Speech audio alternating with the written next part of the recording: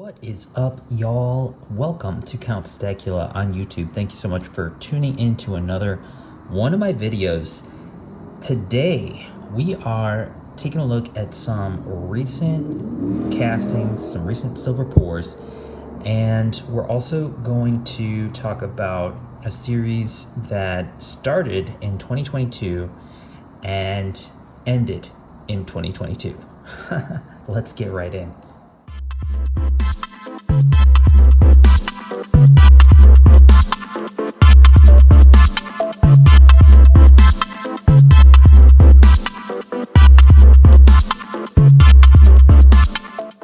Alright, so let's take a look at some of the more recent pours that I've done, and here they are. Normally I try to do more than, 7 pieces at a time, but I had a kind of a bad casting and only 7 out of the norm, like less than 50% of what I tried to do came out. So, but nothing that you haven't really seen already. I am just kind of doing more of the same.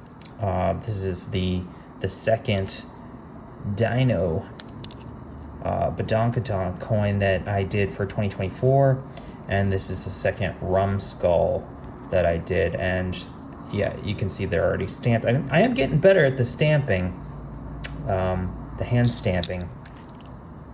So I love the shape of these, so I think there's going to be more of these, definitely more of these designs since I already have the designs ready to go, but I do want to also make some new designs, and go ahead and leave me a comment down below what you would like to see, whether it be continuing the series, which is what I think I'm going to do, is making more dino images to put on these coins, and then keep with this pirate theme and do some more pirate theme imagery on these guys, these low poly. But I really like the shape of it all, of these ones in particular. However, these ones are awesome as well, as we're going to see here some antiqued versions of these coins shortly. But these are the ones that are most recent. They have been stamped, and they did come out quite nice. So here they are. Yeah, some good looking pieces that I wanted to just share. We're gonna set those aside for the moment because we want to get to the good stuff. This is what's left of the the remaining pieces that that didn't come out quite right. I cast them back into an ingot so that I can use for another round, because they just didn't come out right. What went wrong?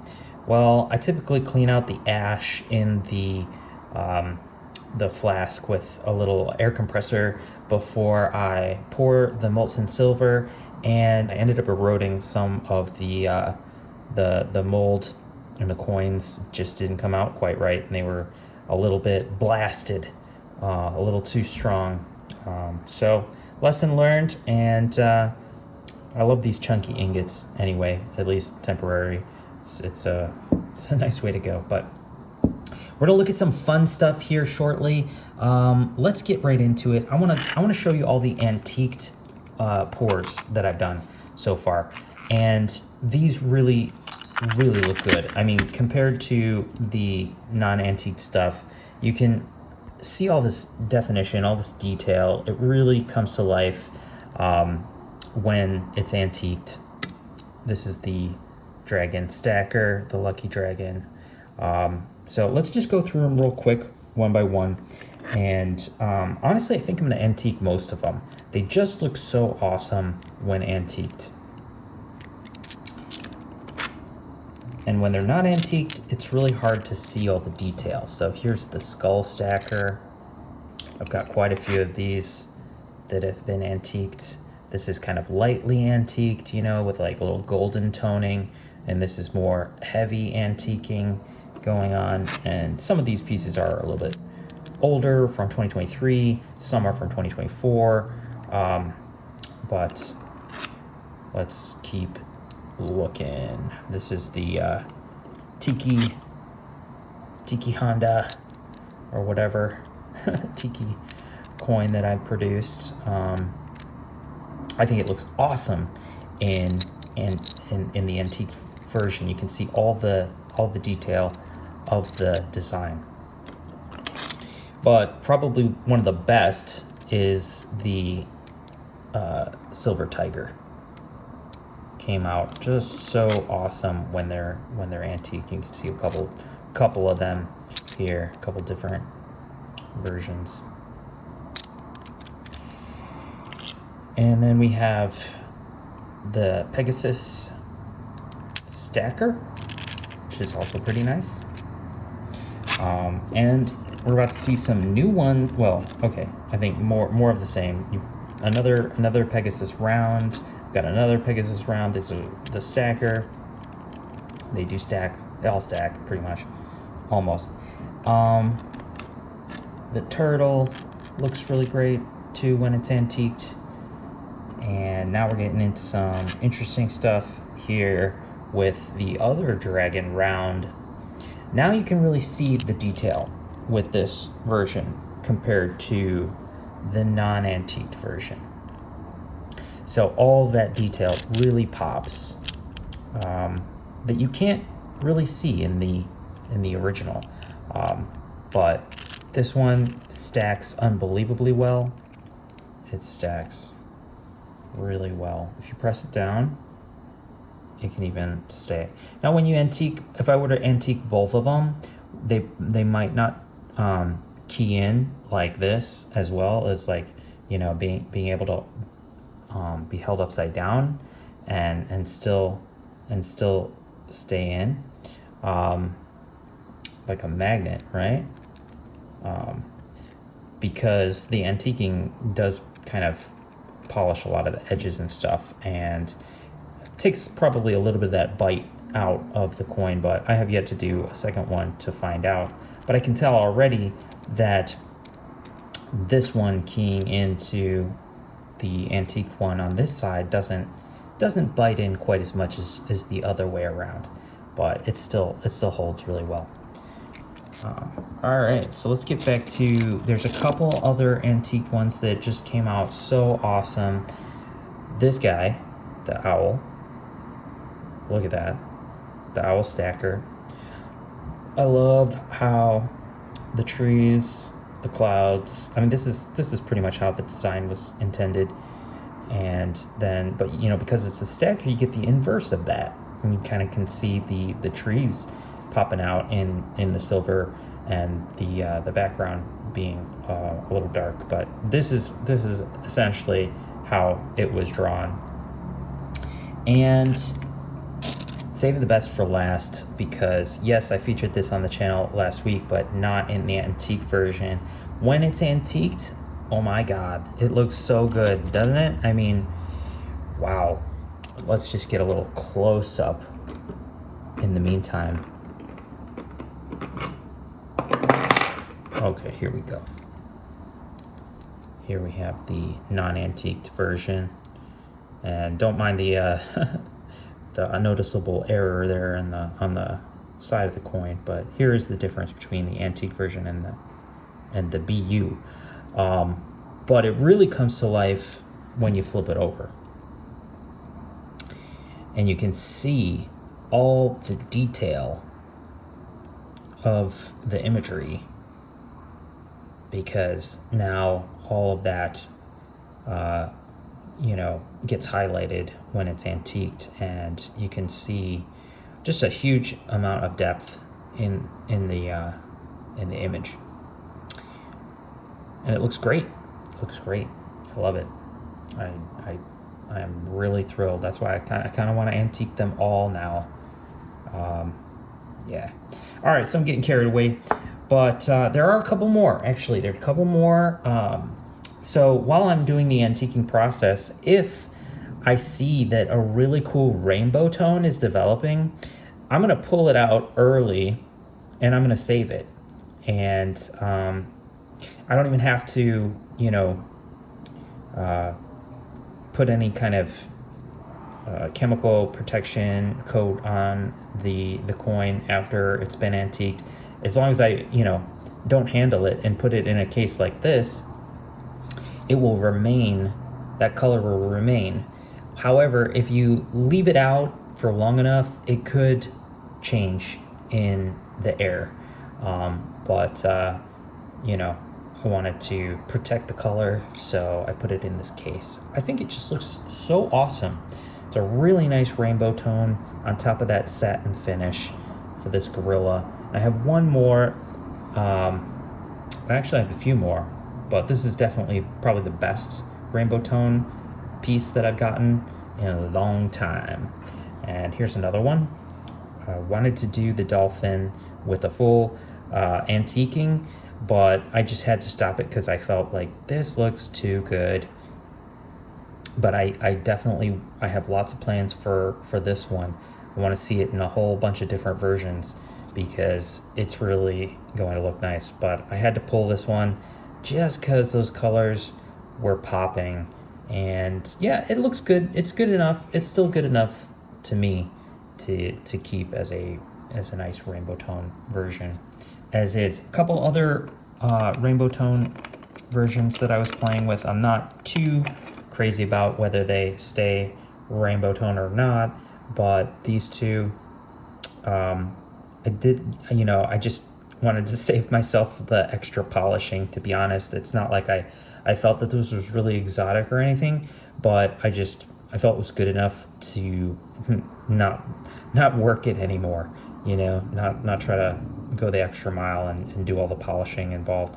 That's the nice thing about going for a rainbow tone, is that you just leave it the way it is. You don't have, with the full on antiquing process like this, you actually have to polish it after it's been antiqued to, basically keep the antiquing in the cracks, in the crevices, but remove it from the surface so that you get that high contrast.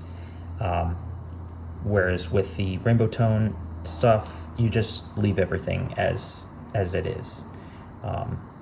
And well, these, if it doesn't hold up, the color that is, maybe I'll do a full antiquing on it and do the polishing later on. But I think this one's pretty nice. Got a lot of color in it. So there we go.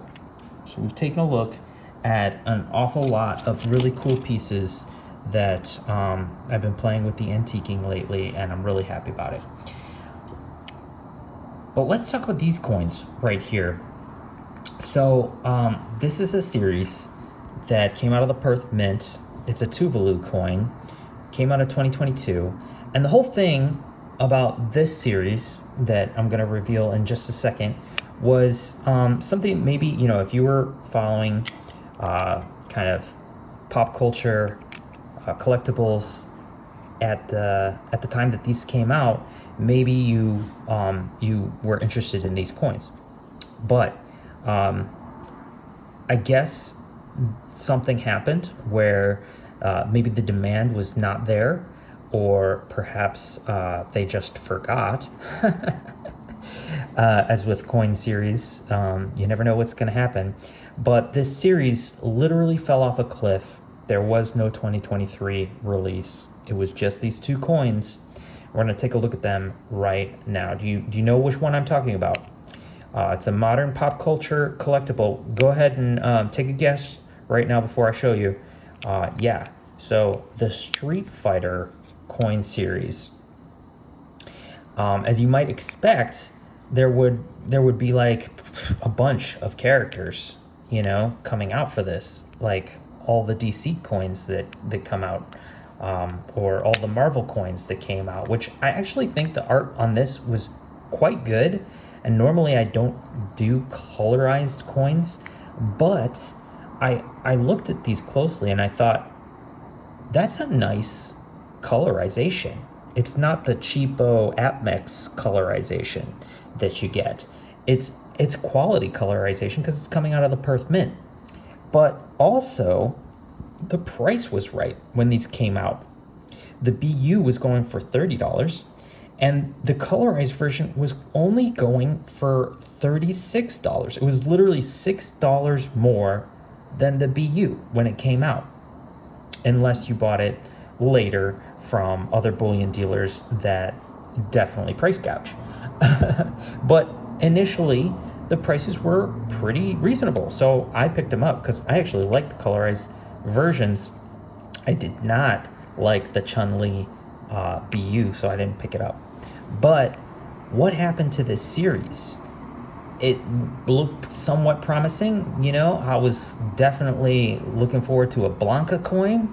As a kid who grew up playing Street Fighter in the early 90s, I definitely was all about this series. But, you know, I mean, this is coin collecting. Let's temper our expectations. Like, you know, they come out with pop culture garbage like so often. Yeah, they're gonna forget occasionally about a few series that they produce. So, and I think that's what happened, or the demand just wasn't there for the Street Fighter coins. So one or the other. This series fell off a cliff. They're not producing them, as far as I know. It's over and done with. It was just these two coins, and so if you picked one up, you know, good for you. But I guess the demand just wasn't there, wasn't strong enough for the Street Fighter coins. So that is about it for today. I just want to show off the newest box in the series of my boxes that I've 3D printed, and this is the Britannia box, mini monster box. It's actually bigger than a mini monster box because it holds 125 coins. I have not yet listed, but probably by the time this video releases, it will be on eBay, available in gray. I also picked up a number of other colors of filament: the red, the yellow, the gray, and the blue, for other similar projects that I've been talking about, although nobody's really asked me for a mini monster box of these coins, so I don't know how well they're going to do. And if you have any 3D printed box coin storage solution type of suggestions or requests, go ahead and leave something down in the comments. Hit me up on eBay. Links down in the description, and maybe I can make some custom storage solutions to suit your needs. It usually works better, but I will probably be creating these mini monster boxes going forward. The Silver Eagle mini monster box, the green one, it's selling pretty well. People are digging on that one, but that green filament is a bit more expensive than the black and any of the other colors, so it's not easy for me to lower the price on it. But if you are interested in any color that I mentioned, especially, go ahead and send me a message if you're interested, if you want something other than black.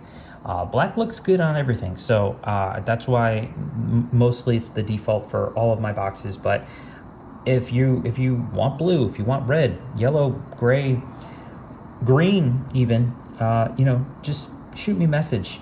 Might be able to help you out with that.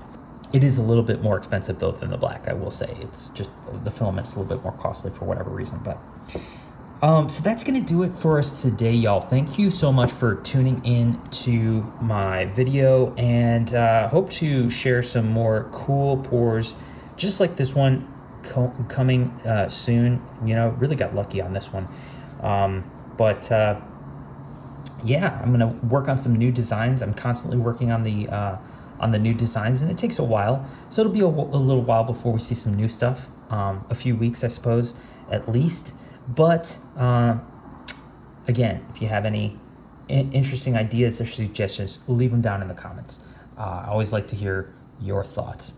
That's going to do it for us today. Thanks for tuning in. This is Count Stacula. Please remember to like, share, comment, and subscribe to the channel for more awesome coin, silver, gold related videos. Peace.